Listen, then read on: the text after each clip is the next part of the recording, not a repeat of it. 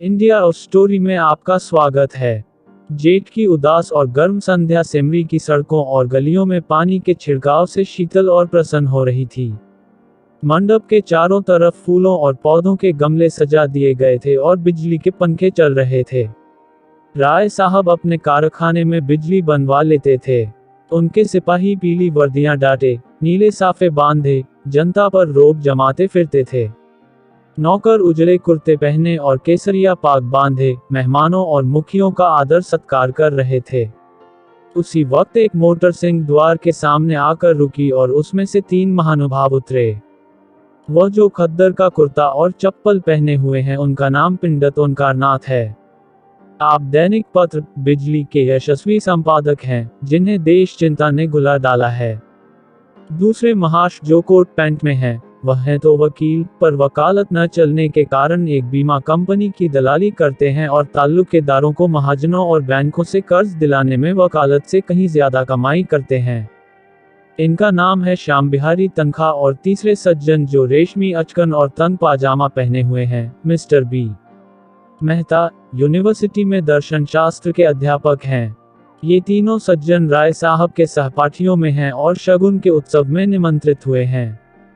आज सारे इलाके के असामी आएंगे और शगुन के रुपए भेंट करेंगे। रात को धनुष यज्ञ होगा और मेहमानों की दावत होगी। होरी ने 5 रुपए शगुन के दे दिए हैं और एक गुलाबी मिर्जई पहने, गुलाबी पगड़ी बांधे, घुटने तक कचनी काछे, हाथ में एक खुरपी लिए और मुख पर पाउडर लगवाए राजा जनक का माली बन गया है और अगरूर से इतना फूल उठा है मानो ये सारा उत्सव उसी के पुरुषार्थ से हो रहा है। राय साहब ने मेहमानों का स्वागत किया। दोहरे बदन के ऊंचे आदमी थे, गठा हुआ शरीर, तेजस्वी चेहरा, ऊंचा माथा, गोरा रंग, जिस पर शरबती रेशमी चादर खूब खिल रही थी। पिंडत ओंकारनाथ ने पूछा, अब की कौन सा नाटक खेलने का विचार है? मेरे रस की तो यहाँ वही वस्तु है। राय साहब ने तीनों सज्जनों को अपनी रावटी के सामने कुर्सियों पर बैठाते हुए कहा, पहले तो धनुष यज्ञ होगा, उसके बाद एक प्रहसन। नाटक कोई अच्छा न मिला। कोई तो इतना लंबा कि शायद 5 घंटों में भी खत्म न हो और कोई इतना क्लिष्ट कि शायद यहाँ एक व्यक्ति भी उसका अर्थ न समझे। आखिर मैंने स्वयं एक प्रहसन लिख डाला, जो 2 घंटों में पूरा हो जाएगा। ओंकारनाथ को राय साहब की रचना शक्ति में बहुत संदेह था। उनका ख्याल था कि प्रतिभा तो गरीबी ही में चमकती है, दीपक की भांति, जो अंधेरे ही में अपना प्रकाश दिखाता है। उपेक्षा के साथ, जिसे छिपाने की भी उन्होंने चेष्टा नहीं की, पंडित ओंकारनाथ ने मुंह फेर लिया। मिस्टर तनखा इन बेमतलब की बातों में न पड़ना चाहते थे, फिर भी राय साहब को दिखा देना चाहते थे कि इस विषय में उन्हें कुछ बोलने का अधिकार है। बोले, नाटक कोई भी अच्छा हो सकता है, अगर उसके अभिनेता अच्छे हों। अच्छा से अच्छा नाटक बुरे अभिनेताओं के हाथ में पड़कर बुरा हो सकता है। जब तक स्टेज पर शिक्षित अभिनेत्रियां नहीं आती, हमारी नाट्य कला का उद्धार नहीं हो सकता। अब की तो आपने काउंसिल में प्रश्नों की धूम मचा दी। मैं तो दावे के साथ कह सकता हूं कि किसी मेंबर का रिकॉर्ड इतना शानदार नहीं है। दर्शन के अध्यापक मिस्टर मेहता इस प्रशंसा को सहन न कर सकते थे। विरोध तो करना चाहते थे, पर सिद्धांत की आड़ में। उन्होंने हाल ही में एक पुस्तक कई साल के परिश्रम से लिखी थी। उसकी जितनी धूम होनी चाहिए थी, उसकी शतांश भी नहीं हुई थी। इससे बहुत दुखी थे। बोले, भाई, मैं प्रश्नों का कायल नहीं। मैं चाहता हूं हमारा जीवन हमारे सिद्धांतों के अनुकूल हो। आप कृषकों के शुभेच्छु हैं, उन्हें तरह तरह की रियायत देना चाहते हैं, जमींदारों के अधिकार छीन लेना चाहते हैं, बिल्कुल उन्हें आप समाज का शाप कहते हैं, फिर भी आप जमींदार हैं, वैसे ही जमींदार जैसे हजारों और जमींदार हैं।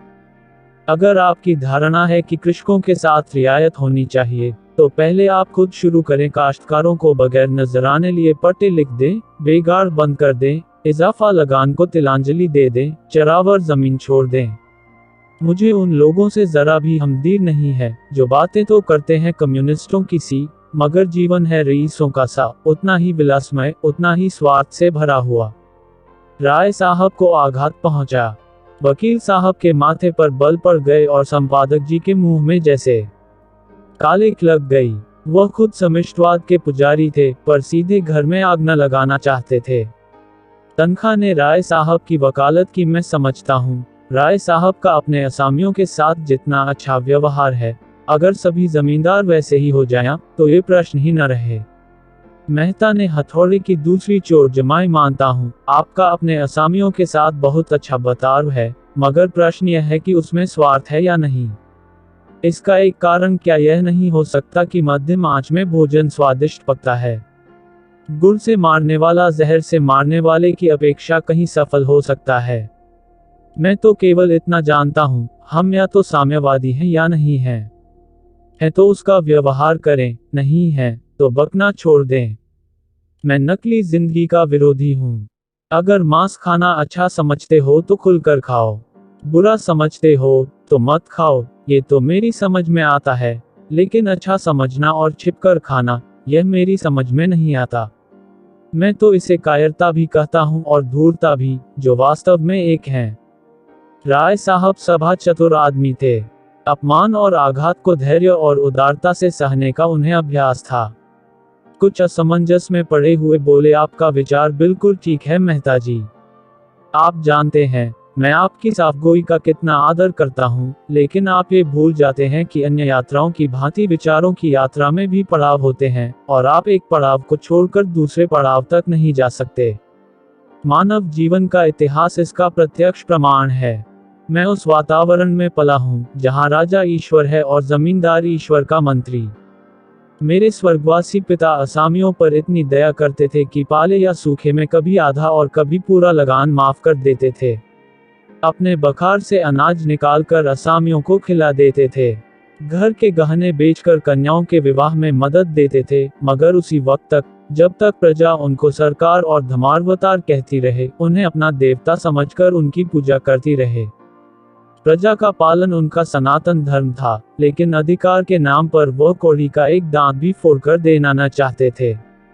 मैं उसी वातावरण में पला हूँ और मुझे गर्व है कि मैं व्यवहार में चाहे जो कुछ करूँ, विचारों में उनसे आगे बढ़ गया हूँ और यह मानने लग गया हूँ कि जब तक किसानों को ये रियायतें अधिकार के रूप में न मिलेंगी, केवल सद्भावना के आधार पर उनकी दशा सुधर नहीं सकती। स्वेच्छा अगर अपना स्वार्थ छोड़ दे तो अपवाद है। मैं खुद सद्भावना करते हुए भी स्वार्थ नहीं छोड़ सकता और चाहता हूं कि हमारे वर्ग को शासन और नीति के बल से अपना स्वार्थ छोड़ने के लिए मजबूर कर दिया जाए। इसे आप कायरता कहेंगे, मैं इसे विवशता कहता हूँ। मैं इसे स्वीकार करता हूँ कि किसी को भी दूसरे के श्रम पर मोटे होने का अधिकार नहीं है। उपजीवी होना घोर लज्जा की बात है। कर्म करना प्राणी मात्र का धर्म है। समाज की ऐसी व्यवस्था जिसमें कुछ लोग मौज करें और अधिक लोग पीसें और खपें, कभी सुखद नहीं हो सकती। पूंजी और शिक्षा, जिसे मैं पूंजी ही का एक रूप समझता हूँ, इनका किला जितनी जल्द टूट जाए उतना ही अच्छा है। जिन्हें पेट की रोटी मयस्सर नहीं, उनके अफसर और नियोजक 10-10, 5-5 हजार फटकारें, ये हास्यास्पद है और लज्जास्पद भी। इस व्यवस्था ने हम जमींदारों में कितनी विलासिता, कितना दुराचार, कितनी पराधीनता और कितनी निर्लजता भर दी है, यह मैं खूब जानता हूँ, लेकिन मैं इन कारणों से इस व्यवस्था का विरोध नहीं करता। मेरा तो ये कहना है कि अपने स्वार्थ की दृष्टि से भी इसका अनुमोदन नहीं किया जा सकता। इस शान को निभाने के लिए हमें अपनी आत्मा की इतनी हत्या करनी पड़ती है कि हमें आत्माभिमान का नाम भी नहीं रहा।